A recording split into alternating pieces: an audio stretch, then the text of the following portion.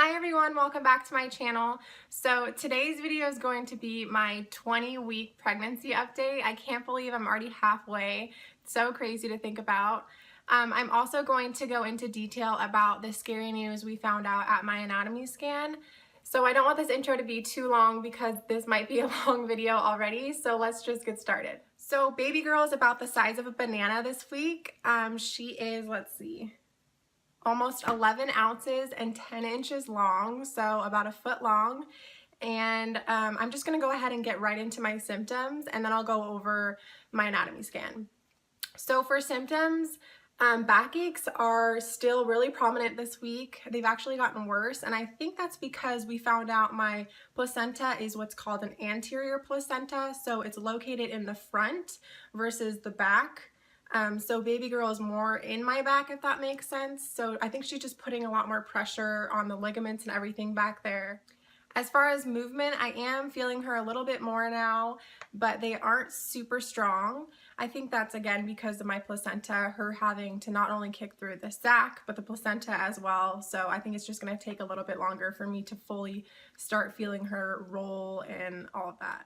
My weight gain is still about the same, anywhere from 3 to 4 pounds. In the morning, I'm up about 2 or 3, and then in the evening, I'm up about 4 pounds. My new craving this week, besides broccoli cheddar soup and chocolate chip cookies, which are still a craving, I still have those about twice a week, is steak. And steak has a lot of iron, which is good for baby, so I'm loving that, and so is my husband, I'm sure. We've already had that, I think, twice this week for dinner. Another weird symptom I had this week was nosebleeds. I think I had 2 this week, and I haven't had one since, but I know they're really common during pregnancy, but I didn't experience that with Bailey, so that was definitely a new symptom, but I think it's passed, hopefully. I've also been super emotional this week and have had crazy mood swings, and I think that's obviously because of the results that we found out. And I think that's it for symptoms, so let's just go ahead and jump into my anatomy scan results. So Bailey, Adam, and I went to my anatomy scan together on Wednesday of last week, and before the ultrasound tech even laid me down, he explained to me that he can't tell me if anything is wrong per se, but that the doctor would come in at the end to go over any like abnormalities or anything like that. So he started putting the jelly on me and started showing me the baby and showing me that she had 10 fingers, 10 toes, she had a 4-chamber heart, her brain was working properly, everything looked good with her. Her heart rate was 155 beats per minute, which was great, and she was measuring right on track. So he gave me all the reassurance that baby girl was great and healthy and thriving. And so at the end of the exam, he said that he was going to go show all the pictures to the doctor so that he could get the okay. And I don't remember them doing that with Bailey, so it had me really worried.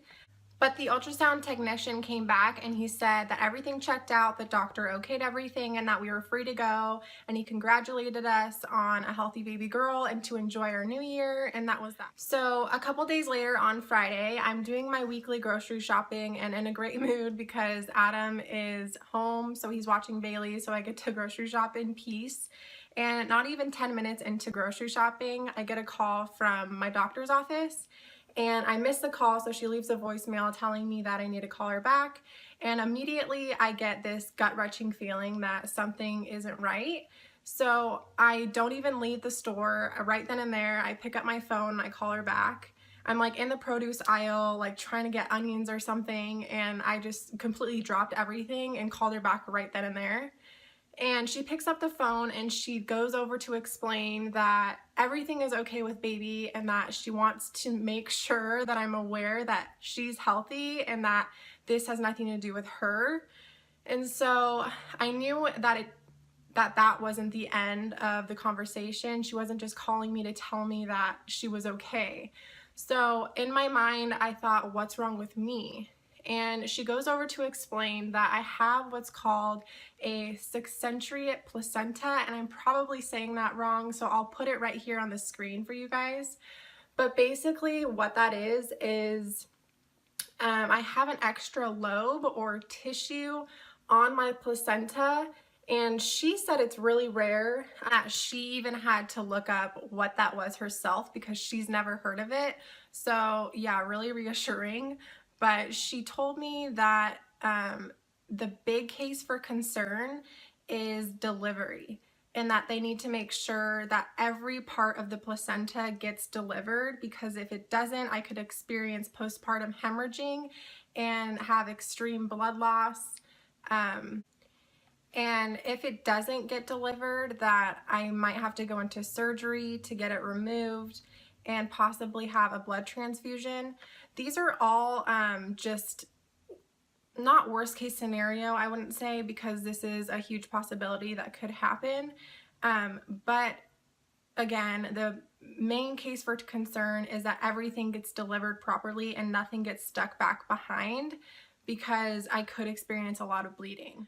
So after getting all of that news, she goes into explaining that I have what's called a low-lying placenta, which I'm sure many of you have heard about, and that's not a big deal. It is close to my cervix. It's not placenta previa, so I don't need to be on complete bed rest, but she said that I do need to take it easy. I can't lift anything heavier than my daughter, I don't think. I don't even know if I should be lifting my daughter, but she's going through separation anxiety right now, so she's attached to my hip like 24/7, so there's no really getting around that because my husband works Monday through Friday. But she told me that when baby starts growing and getting bigger, that my placenta, she'll start moving my placenta away from my cervix as she grows, which is really common. So hopefully that's the case with me. So after getting all of this news, I continue my grocery shopping and try and just like hold it together the best I can. Because honestly, I just wanted to break down right there.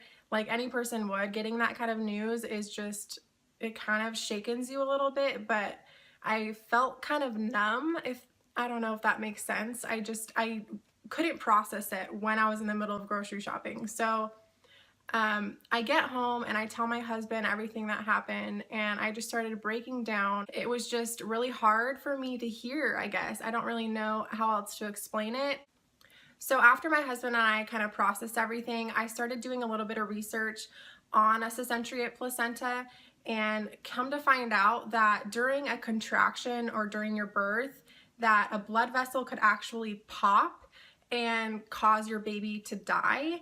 And that was a lot to hear, or not hear, but read. So my doctor didn't even tell me this over the phone, because I don't think any doctor would say that kind of thing over the phone.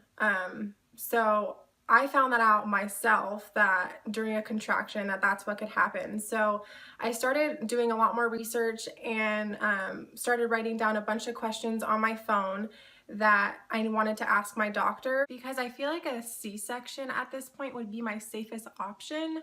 But I'm not a doctor, so I really don't know, but that is like my number one question to ask once I go and see my doctor at the end of this month, which is kind of unfortunate. I have to wait a whole month to get answers on what the best route to go is, because as you can imagine, my mind is going a million miles a minute, and being pregnant as it is already causes so much worry, like if your symptoms are normal, if the baby's growing properly and all of that. So to add something like this on top of everything just kind of amplifies the situation. But I'm really trying my best to just put all of this in God's hands and trust in His plan, and that everything will be okay, and to focus on the positives, that baby girl is healthy and thriving and perfect. So I'm really just trying to focus on that rather than all the negatives right now. I also just quickly want to say that my goal is to be as open and transparent as I can with you guys. So everything that happens along the way, I'm going to be sharing on here as well. And this just happens to be a part of my journey, and all I can do is just hope and pray for the best. But before I end today's video, I'll go ahead and show you my 20-week bump. So from the side,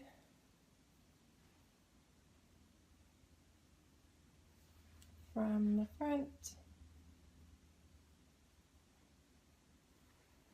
and the other side. I feel like she's really low, and that's where I feel her the most, down here. But you guys will have to tell me what you think.